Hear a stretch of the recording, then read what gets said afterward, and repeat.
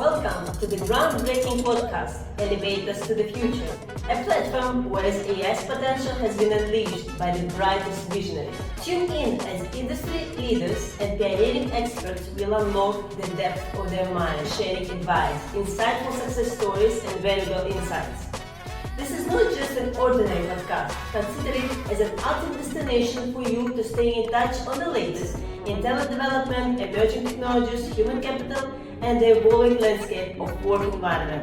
Be ready to shape your traditional thinking as we will transform the way the recruitment is done today, the work dynamics, and the unstoppable workforce, all powered by AI. Elevate yourself into the new era of technology.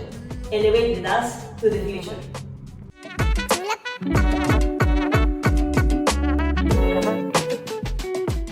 Welcome to our new episode of our podcast Elevate Us to the Future, called Training for Vision 2030, Building Capabilities and Skills. I'm your host, Elina Idrisova, and today we are honored to have a distinguished guest with us, Dr Harita Shahrani, who is at the forefront of driving the transformative Vision 2030 in Saudi Arabia. So Khalid, it's a great pleasure to have you with us today. Can you tell us more about you and your experience in enabling the training in Saudi? Thank you, Elena, and thanks for the invitation. I'm glad to be with you too. Just a quick intro about myself. I'm Khalid. I've been in the training sector for about 10 years, and before that I was an academic. And the last 3+ years I've been in the training governance and quality and trying to bridge the gap between the supply and demand of training. I have published 2 books, one about higher ed, and the recent one is about training and the role of training in Vision 2030. And it's my interest and it's my passion to talk about training. About your question and how does training help achieving and realizing the targets and ambitions of 2030. As you can see, and you've been part of the Saudi context, Alina, for a while now. Alina, how ambitious is the vision since its beginning in 2016 under the leadership of King Salman and His Royal Highness the Crown Prince and Prime Minister Prince Mohammed bin Salman. So as you know, and probably everybody who's been in the country or even observing the progress and the development that we've been observing since 2016, we are going to new places. We're going to new heights. And everybody is excited and trying to help participate in reaching that new reality. And that's new vision for 2030. And as you can, Elena, you can't go to a new place. You can't do the same thing and expect different results, as I mentioned. So in order to reach to that new heights, we have to have new tools. And when we're talking about human capability, we're talking about training. We're talking about capacity building for workforce. And we're not only talking about new graduates. We're talking about even mid-careers. Like myself, yourself, so many of the viewers and listeners to this podcast who wants to change to a new career or wants to go up in their industry.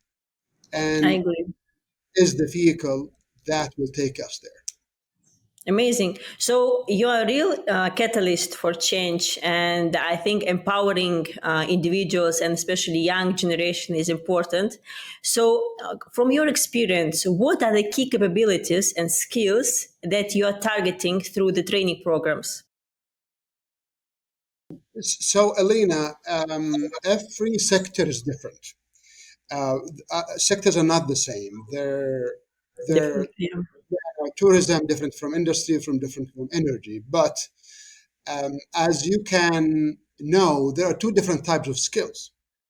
There is the soft skills and there's the hard skills. Now, the soft skills, they call them transversal skills or transferable skills.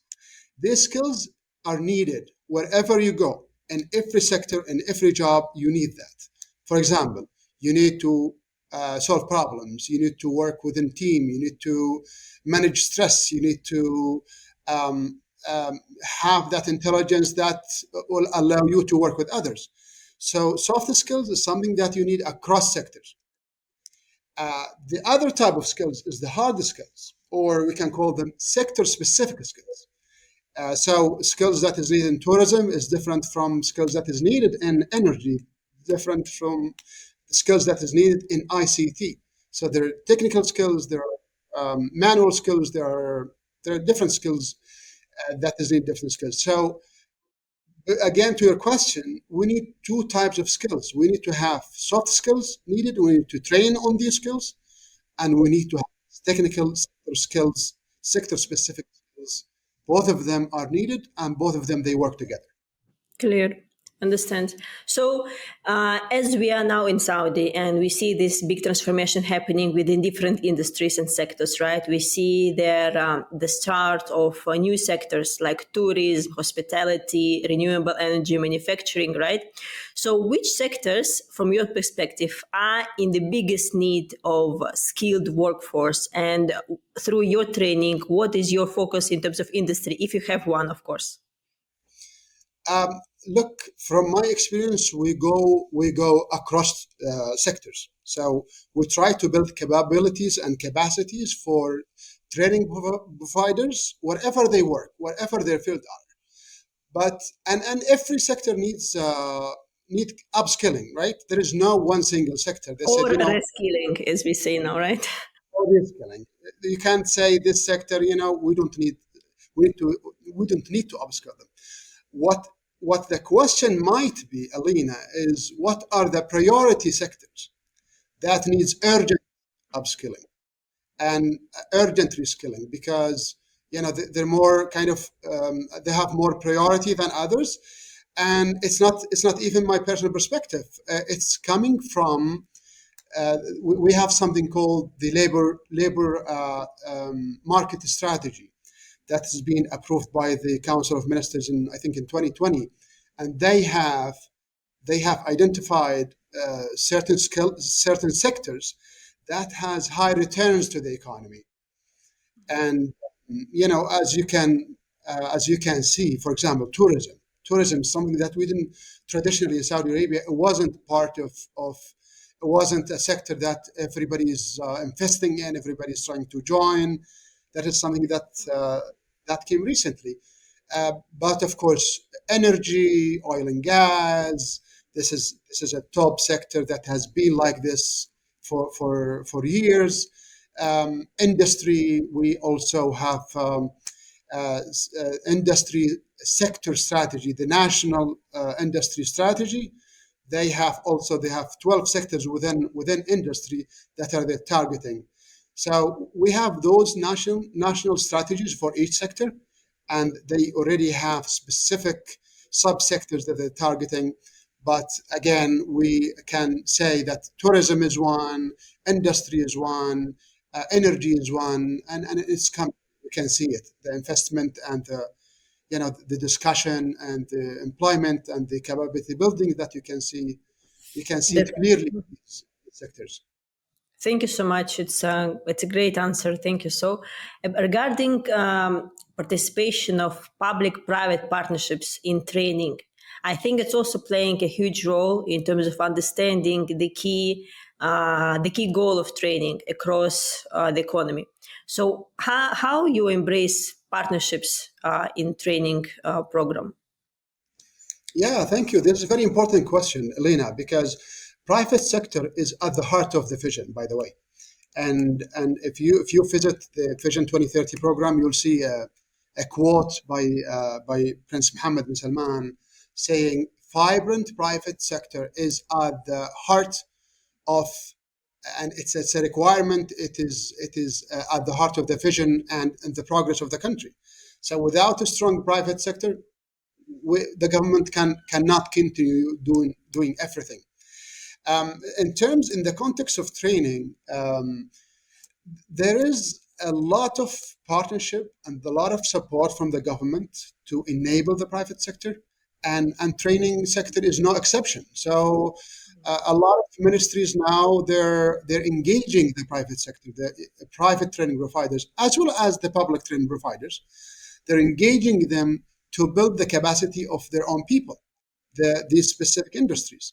And one very clear example that can come to my mind, Alina, is a national campaign that was launched by the Ministry of Human Resources and Social Development, known MHRSD. Um, they have a national campaign for training, and it's called WAD in Arabic, and which translates to pledge. Basically, the ministry is incentivizing the private institutions to train its own people um, through financial and non-financial incentives. And guess what? Who's doing those training for those private institutions? It's the private and public training providers. And I remember the campaign was launched in March, and I attended the launching event, and the Minister of MHRSD, I think they announced they have 1,150,000 training opportunities pledged by these corporates, big corporates, the likes of Aramco, SABIC, STC, but as well as small SMEs and other mid-sized companies. So these companies, this private sector is making training opportunities available for its own people. And guess what? This 1,150,000 training opportunities. That's only the by March. I think they're exceeding this. Guess who's going to provide this type of training? It's the private sector as well as the public sector. But there's a huge opportunity for private training sectors um, to engage and to be part of this development and this capability building. Another initiatives, Elena, is also by MHRSD. They launched something called Skills Accelerator, and that's targeting the skills, the high level skills. And they have also another initiative for the mid to low skills. So they're targeting hundreds of employees on those two levels. Um, Let alone the academies, the academy launched by STC, the academy launched by Sedaya, the academy launched by NEOM, the academy launched by, big giga projects. Some of the ministries even started establishing sectors within the ministries called it's called capability building sector. It's a high level sector within these ministries. The main goal for those sectors is to regulate, to put the policies and execute these capability building initiatives for the ecosystem, whether it's industry, whether it's ICT, whether it's tourism. And there is a huge demand for private sector to be involved and to use these opportunities and help building the capability building for the country. Well, that's really impressive to see such a fruitful collaboration between private and public sector in Saudi. I think this is the key to success. And the one sector that I want now to speak about is education. Okay, I believe that Minister of Education is doing a lot of great job to transform and add more value through new technologies and embracing digital learning, like entrepreneurship education, and we're equipping the youth with the new tools, with the new instruments in order to create for them more opportunities in the future. So how, from your perspective, how Saudi Arabia vision in terms of education is bridging the skills gap and to prepare the youth for the future jobs? We're speaking about schools, higher education, universities, like, yes, this type of level of people. Yeah, no, that's very clear. So, Elena, to respond to this question, so universities as well as training providers have always engaged industry with them. They have them in committees, they invite them to their workshops, they have them in events, sometimes in the board for faculty within these universities.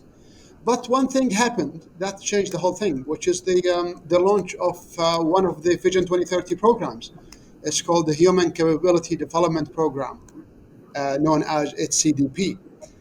And that program has three main pillars: to establish a robust education and training system, and to bridge the gap with the job market, and to have to enhance the lifelong learning.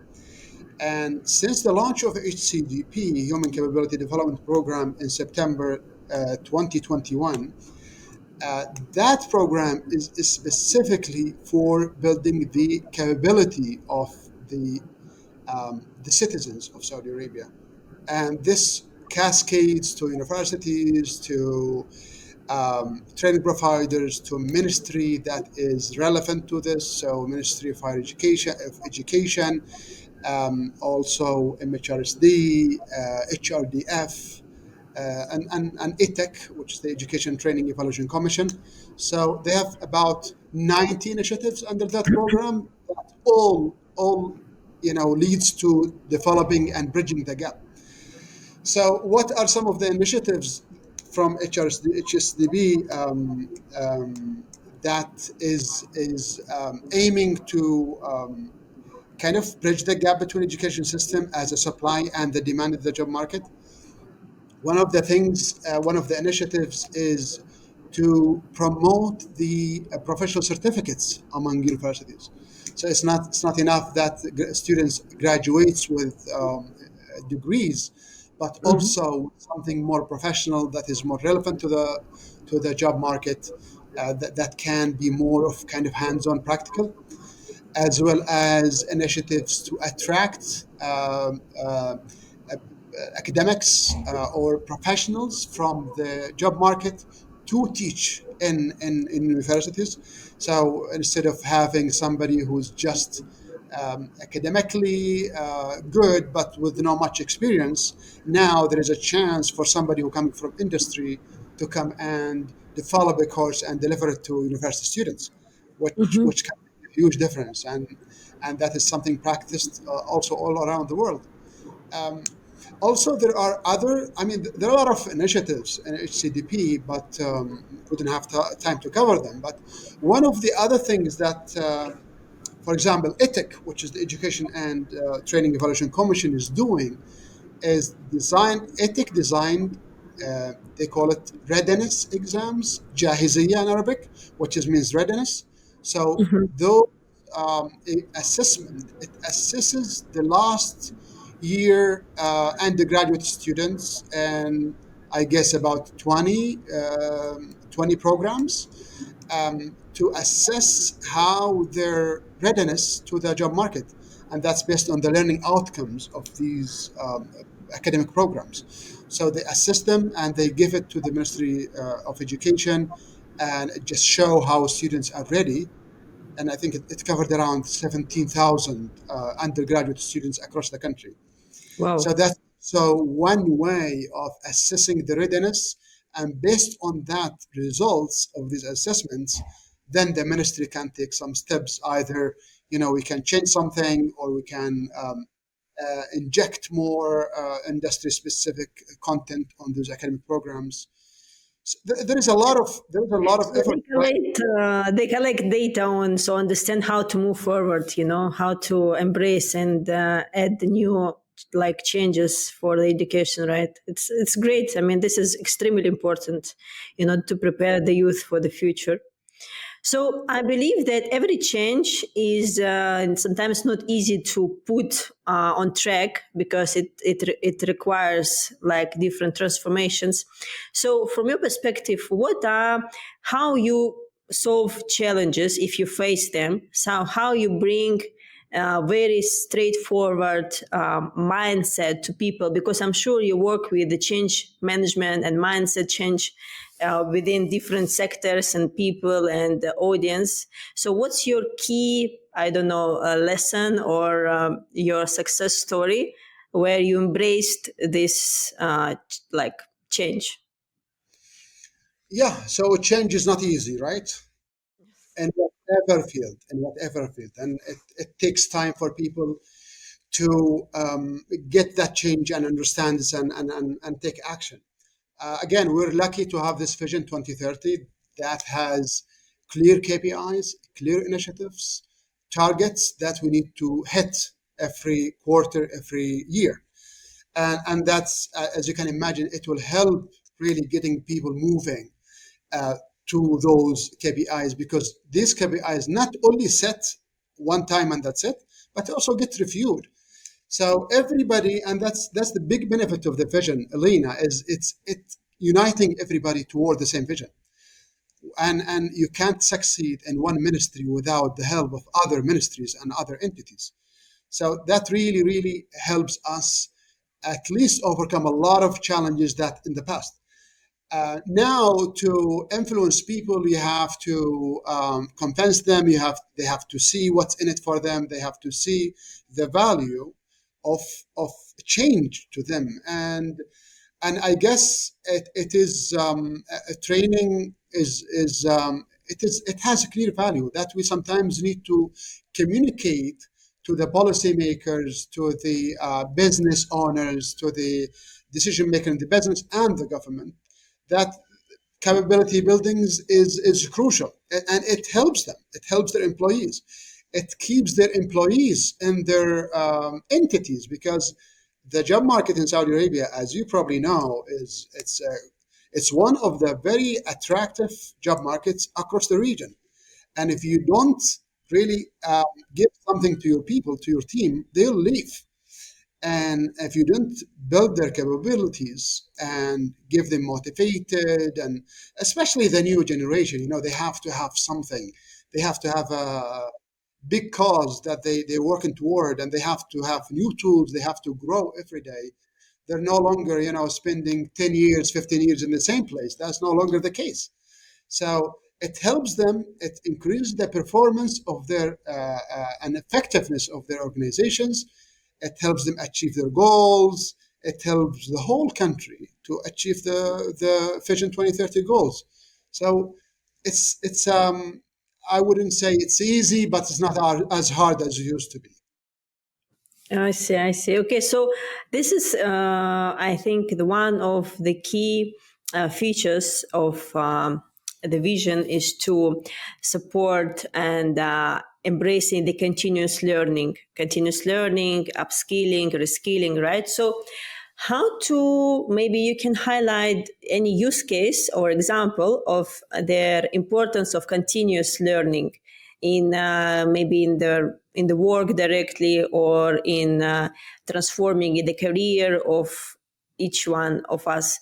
So how it's really adding value to anyone who is into the continuous learning and upskilling or reskilling their capabilities. Yeah.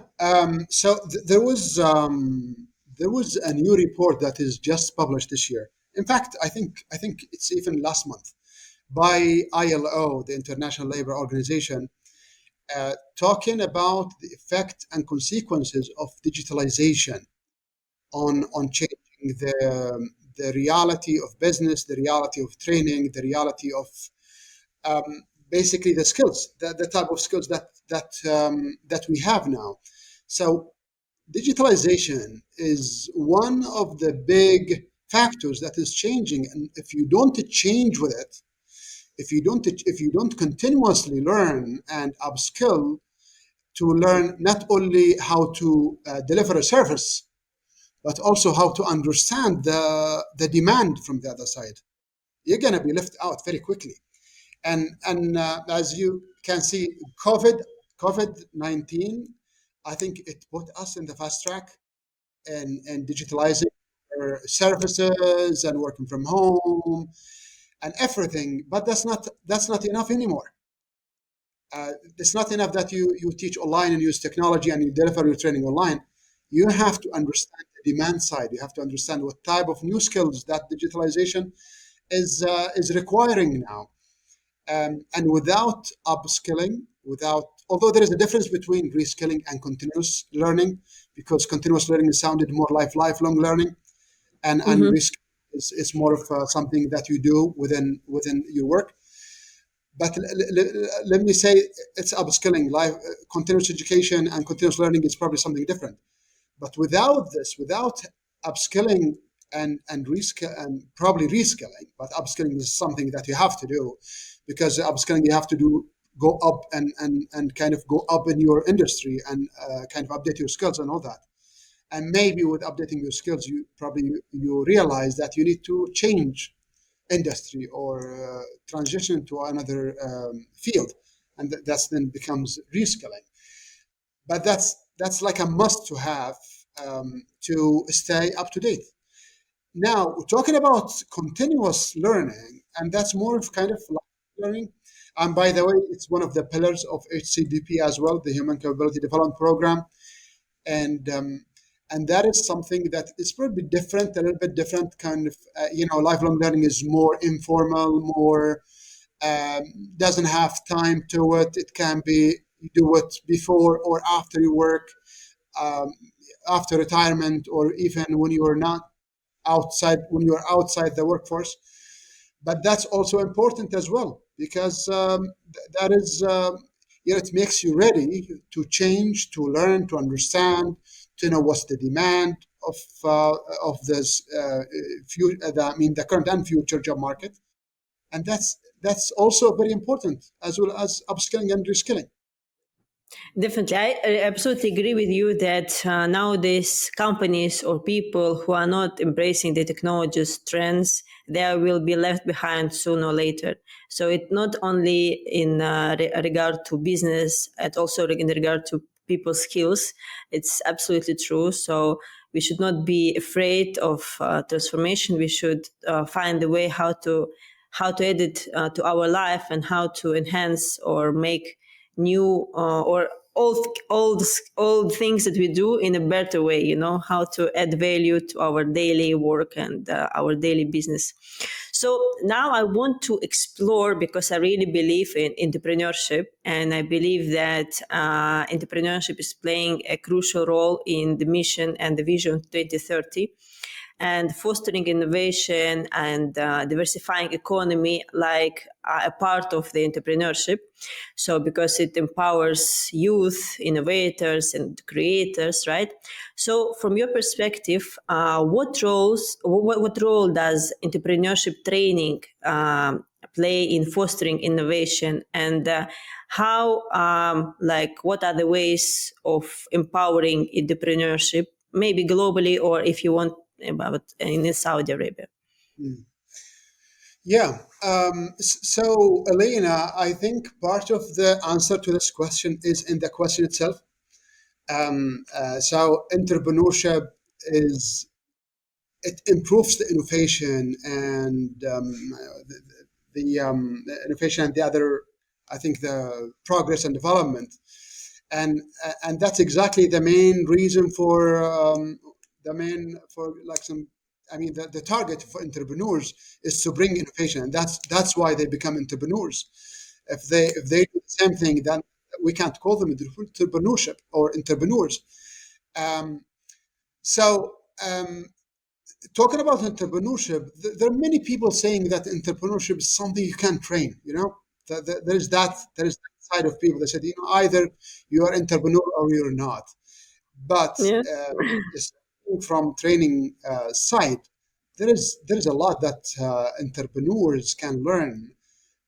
Yes, they have. I think entrepreneurs, they come with that spirit of exactly taking risk, going to places that is unusual, thinking outside the box, thinking innovatively.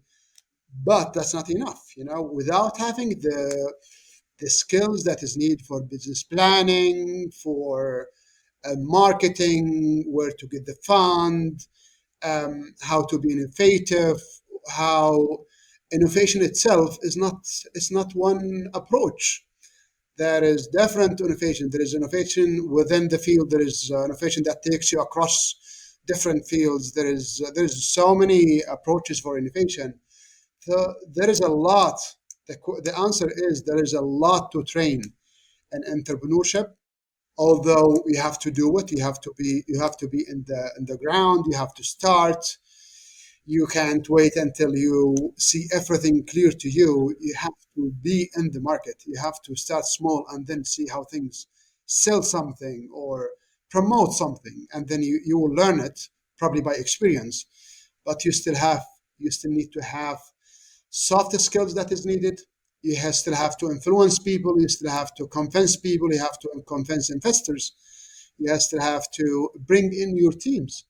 So why would I leave my good paying job and join your small startup that might fail at any time? If you have the skill of convincing and influencing people, that could be the deal breaker for you as an entrepreneur. So that is something that you can learn as well. Writing proposals. Nowadays, we see even small companies get into consulting, so consulting skills, consulting techniques, writing proposals, a lot of technical skills that they need as well as the soft skills, as I mentioned in the beginning. So I wouldn't really see it a hugely different um, field from other fields that needs training, that need upskilling, and that need reskilling for even for current people in the field. Great. Khalid, I really glad to have you today with us. You are so inspiring, and you share so great insights about the criticality and the role of training in achieving Vision 2030 and in general on the personal level. So I want to extend our greatest gratitude for having you with us today. And I think that together, understanding their need and the goal of training, we can continue our journey to empower the people and to achieve our visionary goals together. So thank you so much for this discussion today. Highly appreciate it, and we'll be in touch. Yeah, Lena, thank you for having me, and thank you for the innovation that you're bringing through Elevatus. And I hope that AI and your deep understanding of job market can reflect into training. But by knowing Definitely. what's coming, what's available in the job market, that could be linked to training, and that could be really helping for the training sector. So all the best, and thank you for having me again. Thank you, Dr. Khalid. Thank Bye you. bye. We'll be in touch. Bye bye.